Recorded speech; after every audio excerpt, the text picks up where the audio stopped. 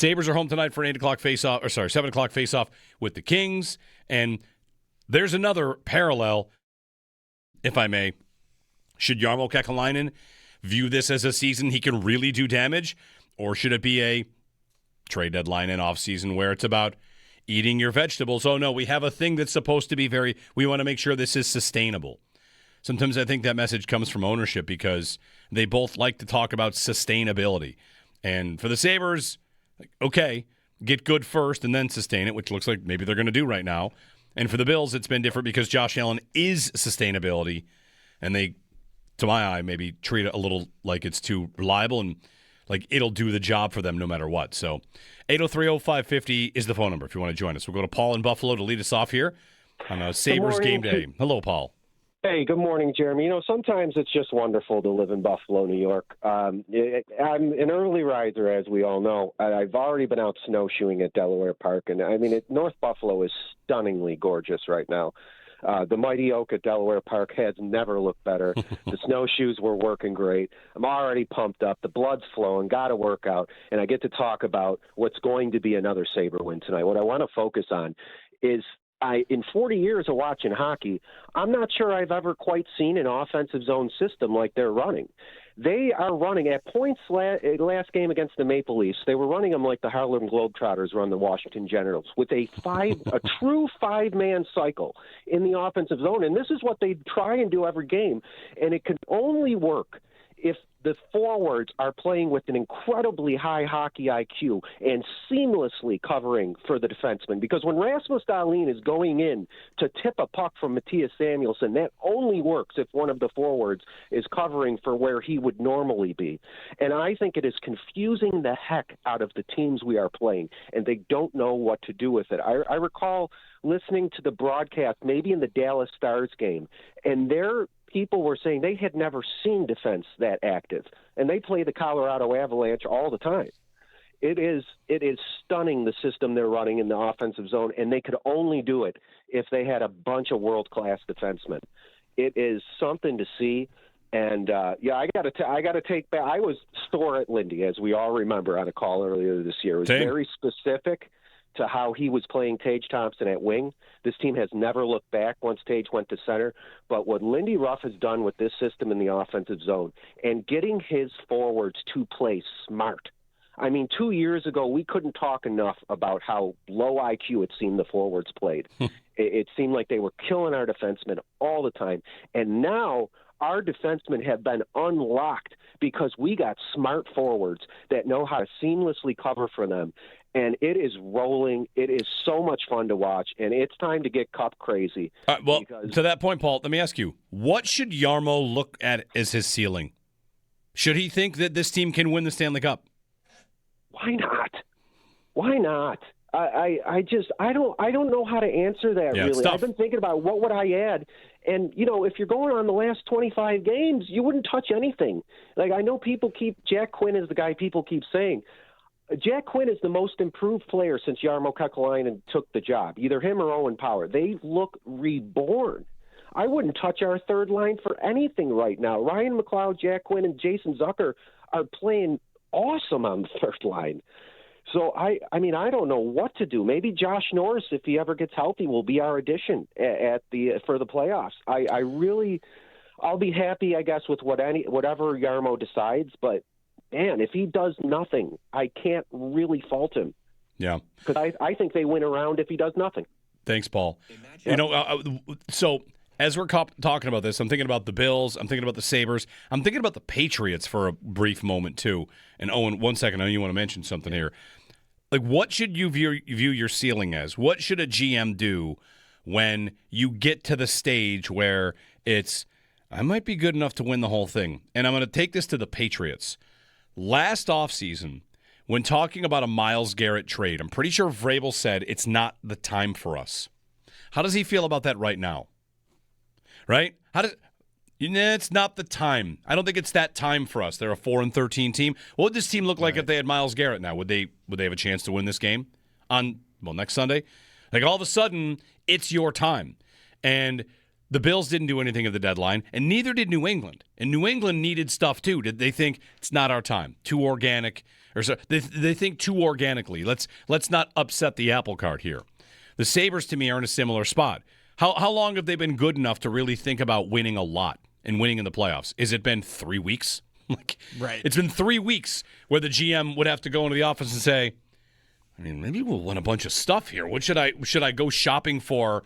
Artemi Panarin's name has been out there, who's held out of the Rangers lineup. Right. Insert anybody you want here. Rasmus Anderson of Calgary and other big names that have or will be traded. Should you sit here and say it's not our time yet? Really, ever, if you are going to be competitive. For the Patriots, that might have been tougher to predict, but for the Bills here, they should expect to be good. They should, of course, think it's our time and do something about it. And for Jarmo, I think that's a little bit bold, but man, he would win everybody over if he made a big trade. Yeah, absolutely he would. And I think this team specifically might be different than any other in all of sports for this topic, because of what has happened here for the last decade and a half. Yeah, it's been a long time. And would it be risky, and is it bold? Is it maybe too early? You've only seen 23 games of this. Those are all fair points. But what's the risk? What's the risk? Too right. risky. What's going to happen? Right. Is it what you're going to trade? What do you want to do? Isaac Rosen? And that's going to be a problem for you, or he's going to be good somewhere else. People throw out the name Ostland in a Robert Thomas trade, right? A big name. Sure, guy. sure. That would hurt. And I love Ostland, and Lindy loves Ostland, and he is great. But if you have a chance to go get a name that is a marquee, just over the top guy to add to this group, you become undeniably one of the best teams in the league if you continue playing anywhere near the way they're playing right now, like we just heard from Paul, with this offensive scheme that they're running that is so effective. Yeah. If you're able to add another, just upgrade by 20% on one guy that can give you 10 more goals than what you would be getting otherwise, that goes a long way, and that is the kind of thing that makes a difference in a playoff series or two. And that is exciting, and that is something that this city has been starving for years. I mean, we talked about the fan base, the volcano, right? The dormant volcano. And it's not rumbling right now. For sure. It's smoking. There's lava coming out. There's lava shooting out of the side of the mountain. Scientists are actually, it's awake. Right. Yep. And if you make that deal, that is a ton of TNT placed right in the middle of that volcano. Yeah. And with the Sabres here, again, the Bills have been at this steady stasis of about the same level of good for a while. And what's going to take them to the next level, take them to the spot where they haven't been? Is it a coaching change? Is it a roster improvement? Is it both? For the Sabres on this, as we kind of, weave in both teams here, I think we can kind of say both are good at the same time right now, because the Bills are still good and the Sabres are good. What the Sabres have done now leads to July being different, and June and August. And will they go into next season? If they just finish this year third in the division or second in the division or whatever, win a playoff round, they are set to lose Alex Tuck to the unrestricted free agency and Beck Mellenstein and Jacob Bryson. Right, they got some RFAs, but that's the only guys they don't have any control over are those guys. Right, and to me, that's not a mass exodus. Right, you could kind of treat Tuck as a rental right now, and if he extends, which they say they want to, and I would think that as they continue to get good, the price to keep him has come down $2 million. Yep. And right? Did you see Doan's interview with 32 Thoughts yesterday? I did see this. So Josh Doan was on with Elliot Friedman on the 32 Thoughts podcast. He talked to Josh Doan for 40 minutes. Yeah, it's great. And I listened to about 3/4 of it. I got to go back and finish the very end of it. But he's talking about how when you sign a big contract, you got to take everybody out to dinner. Right. The team dinner, so Josh Doan's going to have to pay for dinner for the Sabres. And he said, Tucky said to me something to the effect, next year we got to be, we're going to be on the hook for that. And Friedman said basically, are you telling us the Tuck's going to be signed? Right. And he kind of, no, I don't know about that. So Yeah, and he also mentioned that Tuck is like in charge of setting all that stuff up, and like that's a window into how important he is in that locker room. Yeah. I think that he's the guy. Like, oh, I'm setting up the dinners. I'm setting up. Oh, I'm just overseeing everything as sort of the veteran here. Yeah. And I think that's significant as well. There's one other thing I wanted to mention just from Paul's call about the offensive zone that they're running right now. I had a discussion about this yesterday with one of my coaching partners at Nichols, and we were talking about this exact thing with how they play on D. And Appert deserves a lot of credit in this department. He has done that for a long time in USA Hockey, having his defenseman cycle and that high cycle that they run where they get a forward up high and it allows defensemen to attack low and get downhill. It's like a mini rush in the zone, right? Appert, that's a big Appert thing that I think he deserves some credit for infusing and getting Lindy to kind of adopt. Because I don't think that that's something that Lindy necessarily would have pushed all the way down to pedal to the metal like they are right now without a little bit of help from Appert. Sure. So I know the power play can be frustrating, but that's... The irony is Appert 5-on-5 in the offensive zone. Right. Awesome. 5-on-4. Not so good. Not as good. Not as good. Yeah. So I just wanted to mention that Appert deserves a little bit of love for that aspect of the way that they play right now, which is a big deal for them. Fair. DJ in Lockport. Hey, DJ, good morning. Hey, good morning, guys. Paul, great call. That was a great call. I was listening in, and the guy knows what he's talking about. But to me, if you do go get somebody, obviously Olsen, somebody like that, it would really be bad watching him leave because these young kids, unfortunately, Adams, the kids he picked up, he drafted, they're starting to shine. You had the young guns, and the kids that he traded for, they're starting to come through, and they're looking good. So if we did go get somebody, whether it be Kyrou or Thomas, I just hope the guy comes in here ready to go, like ready to join this team full force and do what they're doing, because I think this team's ready to win now. And the one guy that I like and I wish wasn't on the Maple Leafs is Matthew Knies. I would have loved to have somebody like him. He was just so good in the playoffs last year. He really stood out to me, and I just always thought like that. I would have loved to have that guy on our team. And this team right now, I don't know whether Toronto's going to want to get rid of him. I know he's a young guy. If you throw something great at him, but to me, that's the kind of guy you want. Is something like Matthew Knies, the younger kid that just, when it's ready time to go in the playoffs, he goes. And he can score also. He hits. So hopefully whoever they bring in is somebody that's ready to fit in immediately and not, just come in off his name and throw a couple pucks in the net. He's ready to join this team and do what they do. So yep. I'll hang up and listen to you guys. Have a good day. Thanks, DJ. Boy, it's been so long since I've looked at, Puckpedia now, not cap friendly. So Puckpedia. It's been forever since I've looked at another team's salary cap and who are the pending UFAs. For Knies, he's under contract for $7.7 until 2030 as a 23-year-old. So they're not trading that guy. Yeah, he's if the Maple Leafs make a full teardown, he's not a guy. He'd be a piece. You'd say all right, well, this guy's not going anywhere. We're going to be back in a year and tweak this roster. The UFAs the Leafs have, it's Yarncroc and Scott Lawton. Mm-hmm. Lawton's a big piece for them that they're going to want to keep because he's the only guy that seems to care anymore. Yeah. Thanks though. The idea is the same though. Who can you go get? And then there's it's not exactly